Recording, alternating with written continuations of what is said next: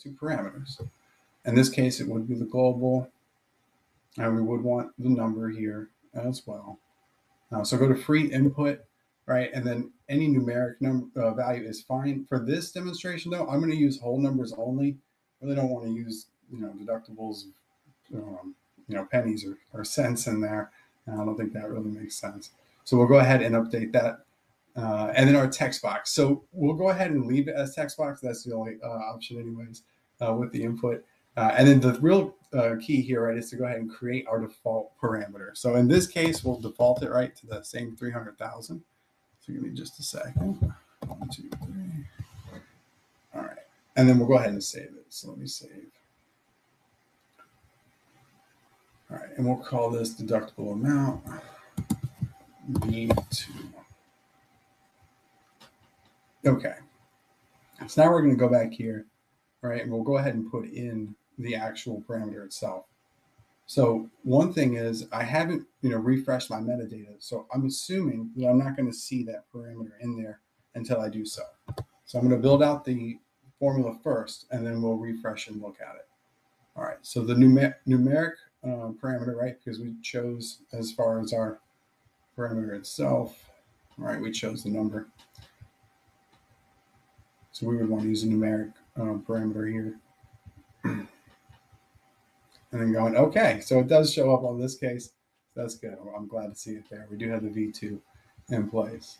Now, the other thing, right, if we want to, of course, create a dynamic deductible, we would also want to make sure that it was, subtracting that amount as well. So let's go ahead and update the formula to include that. Now, right there, I did a Control-C, right, and then a Control-V on the keyboard in order to copy here and then paste it right over our value. Once you have it in place, I would hit the cloverleaf button, and then we can get it to run.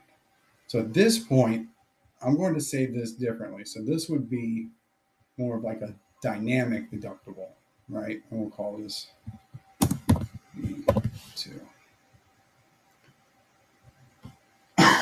Excuse me. Okay, and let me just go ahead and throw that in. So dynamic deductible V2. Okay. So in this case, and I see this has pushed things to the left. So I'm going to try and push this up. So now it's above the report. You see how the report's spread out there. Another way that you can kind of create some additional room, right, is spread that out. Okay, so the key here, let's test it, right?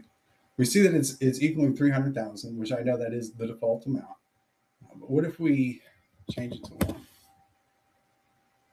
1? Okay.